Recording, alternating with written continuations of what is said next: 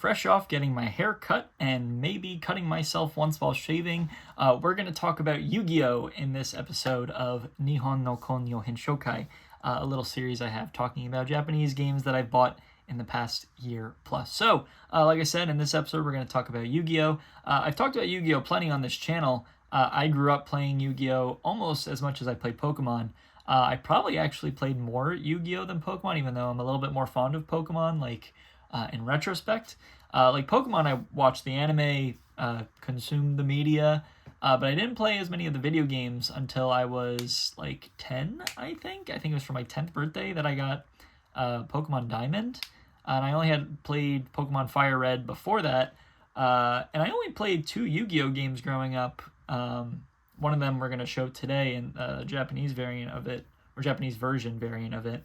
And then a Game Boy Advance game, Eternal Duel of Soul. But on top of just playing the video games and watching the anime like I did for Pokemon, I also played the card game.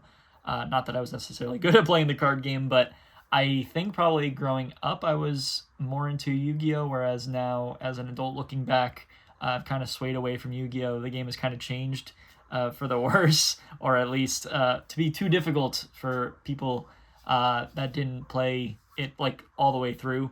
But that's okay. But yeah, Yu-Gi-Oh! Was a really big part of my childhood, so getting the opportunity to get some of these games in their very original forms is pretty cool. So we got 2, 3, 4, 5, 6 items to talk about today, so let's get right into it. Normally I talk about developers and publishers for each and every game, but in this episode, Konami is entirely responsible for Yu-Gi-Oh! So every game, unless otherwise stated, is going to be developed and published by Konami. There's only one game that's not developed by Konami, but still published by Konami. But we'll get there when we get there. But you could take that at face value as we go on. So, the first game we're going to talk about is Yu-Gi-Oh! Shin Duel Monsters, or better known as Forbidden Memories here in North America. So it's a dueling game, regular quotation marks, originally released in December 1999 in Japan, but it didn't come to America until 2 years later in March 2002, which is a really late release for the PlayStation 1. I'm pretty sure PlayStation 2 is already out by then, so that's kind of interesting. The story itself is loosely based on the manga and anime at the time. If you've seen Yu-Gi-Oh!, you know it's crazy Egyptian lore, Yu-Gi-Moto saving the day, blah, blah, blah. But the gameplay is slightly different from the regular card game, where... Let's try and word this right. Normally, when you're playing the card game, you're supposed to, tribute monsters to... play other monsters, or you might need to use cards to fuse monsters, but you can kind of throw some of that out here in Forbidden Memories, where you're able to play monsters that you normally couldn't, fuse monsters that you normally couldn't. There's other just weird game mechanics that made it really unique, especially at the time when there weren't many Yu-Gi-Oh! Games out. This is definitely the first console, or maybe not the first, but I don't know. It's one of the very early Yu-Gi-Oh! Games, and at the time we didn't have a whole ton of plain Yu-Gi-Oh! Card game video games where it's just plain dueling. So they had a bunch of weird mechanics, weird variations to things you could do to make this game unique from the card game. So they had the card game, then they had weird video games, and it wasn't until I guess around the same time, maybe a little after, especially in 1999, definitely after, did we get our first real normal Yu-Gi-Oh! Card game video game. I tried playing the English version of this when I got it a long time ago, but I think I just made the wrong choices, made the wrong moves, because I ended up dueling somebody way too strong, way too early. So I don't know if that was just part of the story, but I was totally turned off turned off from the game from that. I'm also not super nostalgic for PS1 graphics, so I just kind of put it away and I haven't picked it up since. I mean, maybe I probably should, but I probably won't ever do that. But yeah, I mean, it's a Yu-Gi-Oh! Game, so I got it. Yeah, kind of weird. But it wasn't just Forbidden Memories I got. I also got its variant, just a Konami The Best variant. I forgot to look up when exactly the best one was released. but it was released sometime after, obviously, the original release. I probably should have that on here somewhere. I forgot to put it in my notes, but that's okay. And speaking of English Yu-Gi-Oh games, going back to like me playing Forbidden Memories, obviously the English version, every Yu-Gi-Oh game came with promo cards, especially in North America. I can only think of like one Yu-Gi-Oh game in North America that didn't have promo cards. In Japan, they didn't really have promo cards. I'm looking at the backs of some of these games, and they don't have promo cards included. Yeah, I don't think any of these have promo cards included. Okay, the last game we'll talk about does, even though they're not in this one. But anyway, in North America, almost all of the games had promo cards, and I would love to get the promo cards for my English copy of Forbidden Memories, but total those cards in like acceptable condition go for like $100. So maybe at some point I'll get them, but like not right now. Maybe we will talk about Yu-Gi-Oh games and their promo cards at some point in the near future. But Forbidden Memories, I guess. I don't know. Cool to get the game and to get its variant, but definitely not at all nostalgic for the PS1 or that. But what I am nostalgic for is the sequel to Shin Duel Monsters, which is Shin Duel Monsters 2, Keisho Sareshi Kyoku, or what's new to this episode is the variants of that game. So the game is originally known as Duelist of the Roses. Not originally known. It is known as Duelist of the Roses here in North America, and it's one of two games that I had growing up that I was absolutely in love with. I've probably gushed about it at some point in the past. I know in the childhood games episodes I did, but I ended up getting two variants to Duelist of the Roses in Japanese. I had a Japanese copy already. These are just two new variants. So let's get to chatting about this. So, like I said, sequel to Forbidden Memories. It's sufficiently different from Forbidden Memories, though. This game was initially released in Japan in September 2001, but it didn't make it to North America until February 2003. So, like almost a year and a half later. It's like really, really far time away. Like I said, it was one of my first games, and the best way to describe it is like Yu-Gi-Oh! Chess. So Forbidden Memories has its quirks, has its unique mechanics, but Duelist of the Roses is one of the most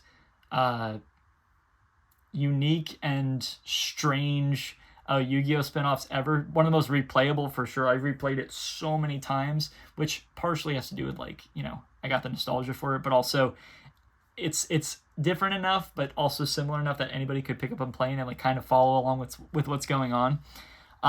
It's also weird because Forbidden Memories is very much based on the Yu-Gi-Oh anime, whereas Duelist of the Roses is kind of based on the War of the Roses from like 15th century Europe, where you have in the game you have Yu-Gi-Oh characters that take the place of like the historical figures in the actual War of the Roses.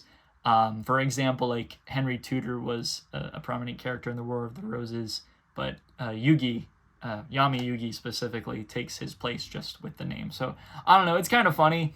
Going back to the Yu-Gi-Oh! Chess part, it's kind of like you play on this, 7x7 board, kind of like a chessboard, and you can play cards around you, and you can move cards all over the 7x7 board, which that itself is really, really cool. So very unique, very strange, but definitely pretty neat. So like I said, the new additions are these two variants. The first one is the Konami the Best one, and this is Konami Dendo Selection, which appears to be the same thing, but I can't find like any info on it. So I think this might have just been like a plain re-release because the game did so well in Japan, and this one might have just been like a cheaper version. But most of the time the cheaper versions will have like the price on them, and I don't see that here. But I think maybe some of the release dates might help. So the original game in Japan was released in September 2001. The best variant was released in December 2002, which was 2 months before the English release.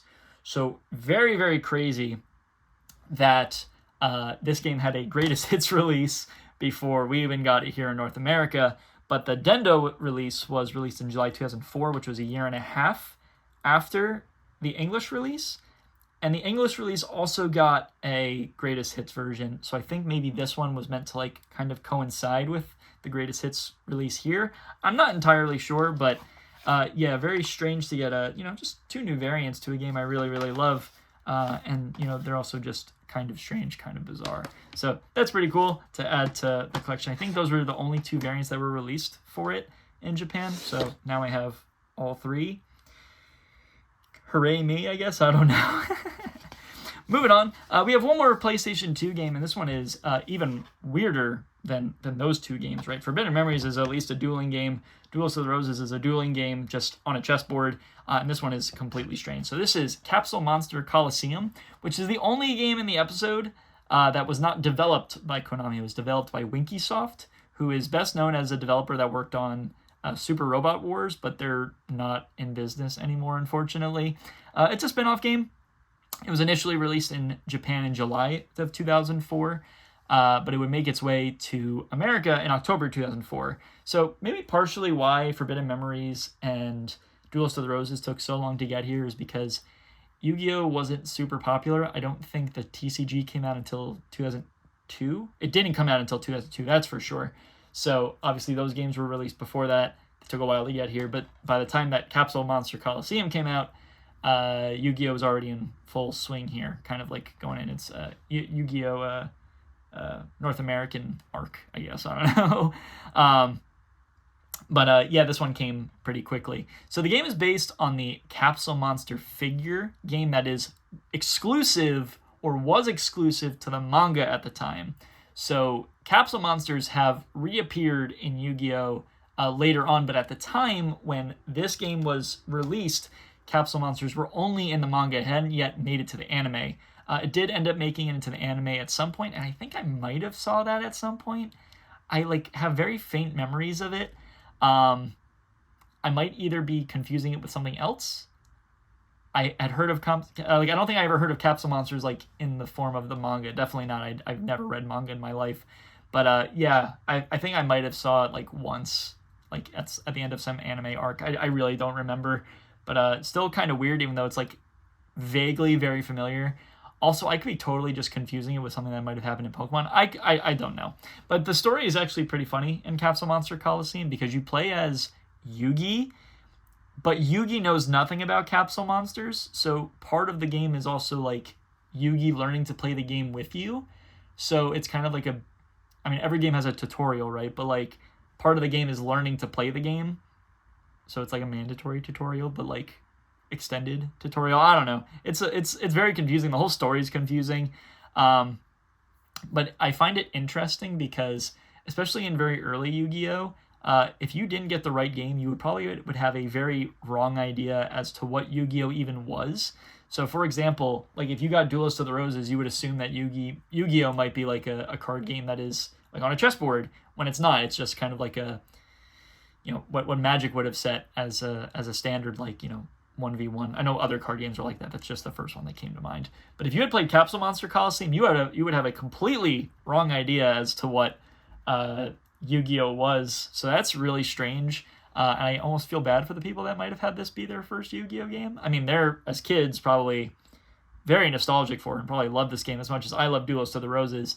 But it does make me curious to know how people saw the Yu-Gi-Oh! Card game after playing a game like this, especially if this was their first game. So yeah, I don't know. Very, very weird.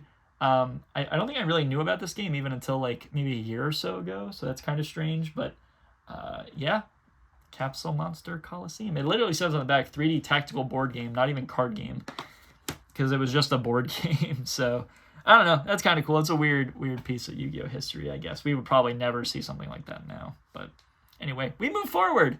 The next one is a random, loose Game Boy Advance game that I will probably never have an opportunity to talk about otherwise. And this is Sugoroku no Sugoroku, or better known as Destiny Board Traveler here in North America. I talked about Destiny Board Traveler, the Game Boy Advance game, in summer in review. I think I ended up getting a complete in-box copy of Destiny Board Traveler. And this is just the Japanese game that Destiny Board Traveler came from. So it's another unique spin-off that was initially released in Japan in March 2004, but it came to North America only a few months later in October 2004. For some reason, the Game Boy Advance games took a really long time to go from Japanese release to North American release, but it did kind of... the time between games kind of lessened as time went on, so 7 months is actually kind of in the middle of how long it would take a game to come to North America. This game is based on the manga. Another one that's based on the manga that I will never know or read about. But you play on an isometric 5x5 Destiny board, and all the boards have different effects, and all the characters have different effects, and you aim to control cards from the TCG.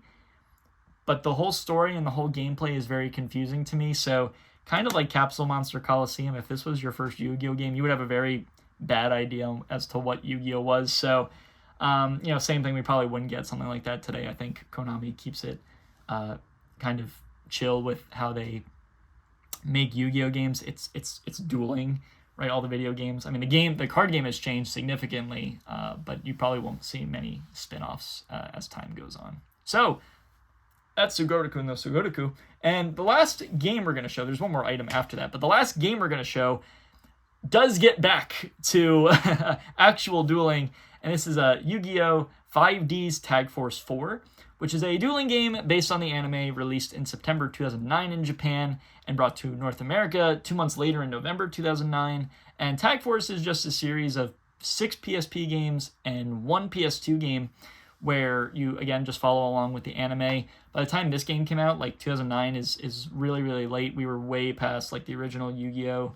Arc. But by the time we got here, we had already done the GX arc and we did the 5Ds arc. So the first 3 games of the PSP 6 were, the first 3 were GX and the last 3 were 5Ds, which was the next arc after Yu-Gi-Oh! GX.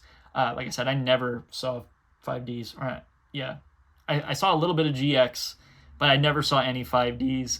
So that's this. This is the first game in the 5Ds arc, but the 4th game in the series, at least on PSP, and the PS2 one is somewhere in between there. But you wander around dueling people, and you have anime exclusive cards available to you. It's largely the same as like the main GBA games, like the Game Boy Advance Yu-Gi-Oh games, where you're a character, you walk around, you duel people, or duel other characters, and there were some Yu-Gi-Oh games on GBA where you just picked who you wanted to battle. You didn't need to like go around searching for them. Eternal Duelist Soul, I prefer that. But it's just on the PSP with different versions of the game. I think there were modes that made it Tag Force, like maybe you could play like 2-on-2 or something to that effect. I don't entirely remember. I'm not nostalgic at all for the PSP or 5D, so I didn't really want to get too far into researching this, but it's a Yu-Gi-Oh game, so it just appeared on the rest of the games. It's kind of also interesting that America got the Tag Force games, but we didn't get all of them.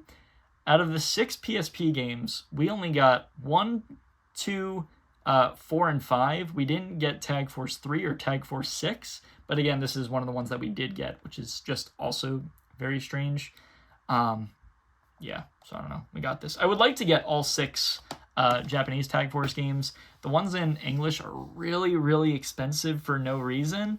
But at least if I got a Japanese set, I could say I got the Japanese set, even though I have held a PSP in my hands like once in my entire life. So I don't know. Yu-Gi-Oh! And last but not least, the last thing we're going to talk about is not a game, but something that is in a sense kind of near and dear to my heart. It's a little complicated, so I got a lot to explain here. But this is the Duel Master's Guide VHS tape, if I could get it out. The Duel Master's Guide VHS tape. So lots to talk about here. Bear with me. So this VHS was originally included in the EXR starter box in November 2000 in Japan, and it represented the first Series 2 starter set.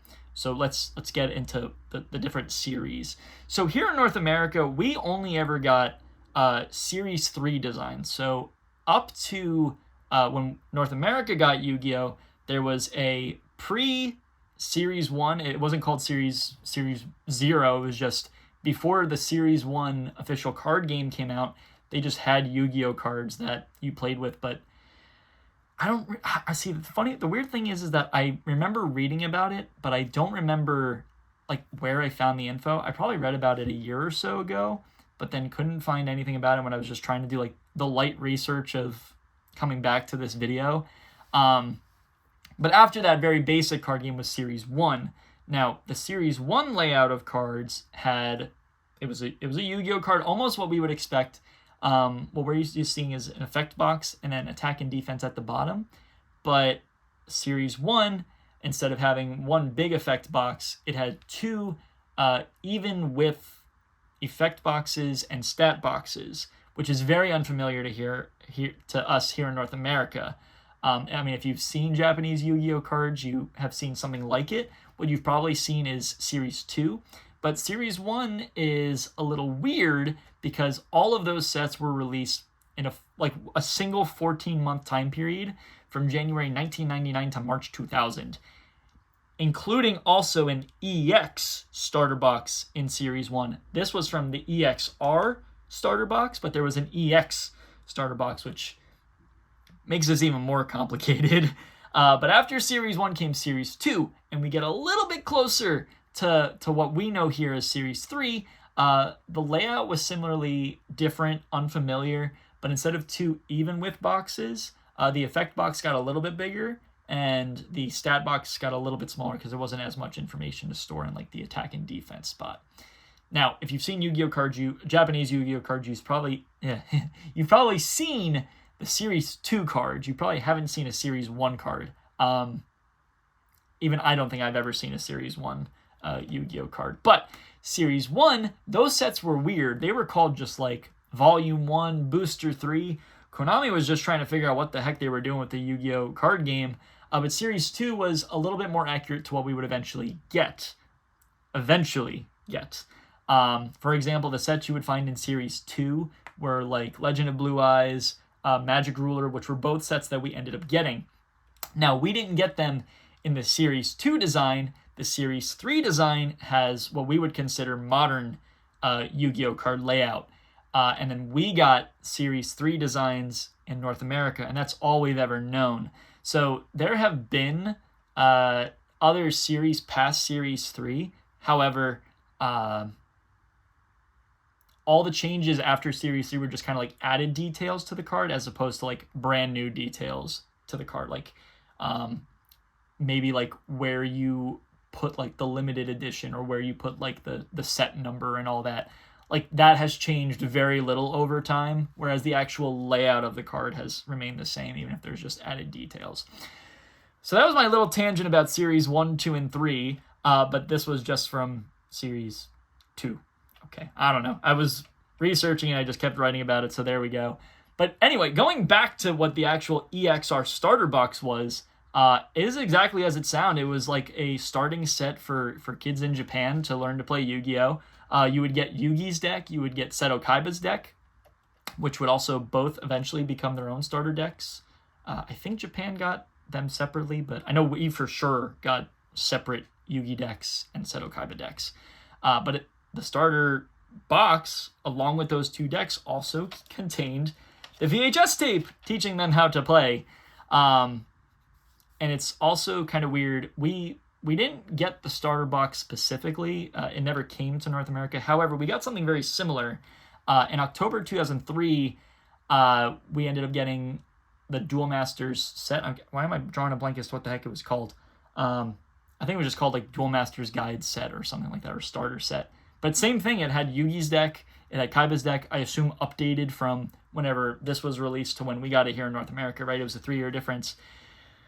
But even weirder, first there was a Series 1 starter box, then there was a Series 2 starter box, and then North America got a sort of a Series 3 starter box, and you would think that came specifically from a Japanese Series 3 starter box, but no, our starter box was the one that started it in Series 3, and then Japan ended up getting that starter box 3 years later in 2006.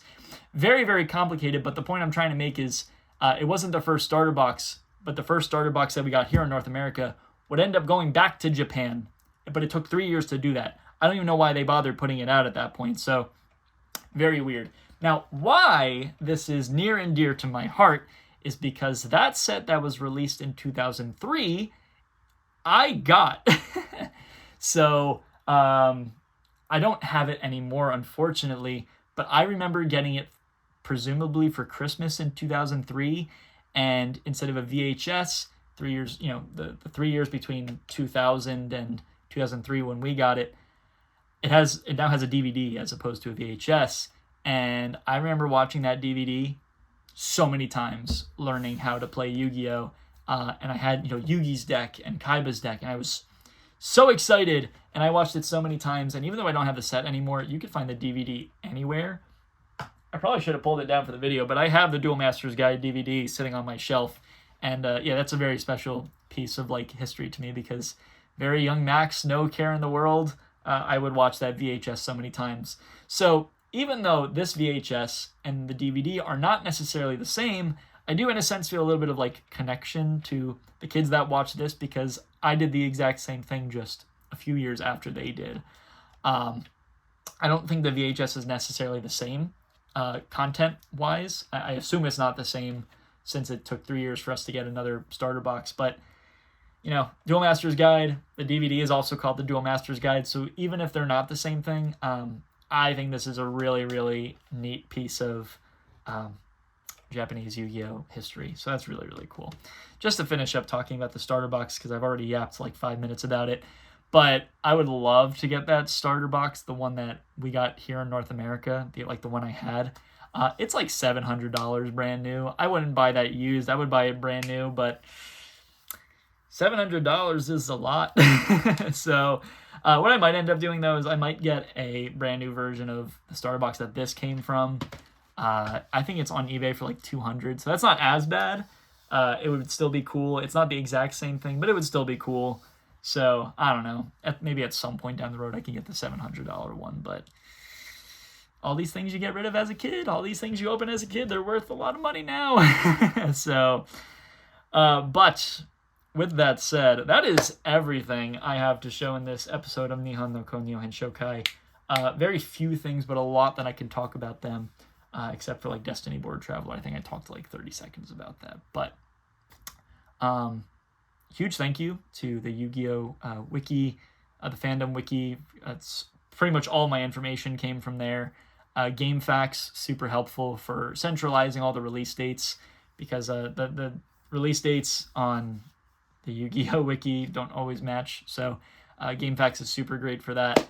But in general, super, super cool. So with that said, if there's anything I missed about these games, if there's something you happen to know about these that I do not, please correct me. Or if I left something out, please tell me about it. I would love to learn about these games as much as I have hopefully taught you something. And with that said, bye!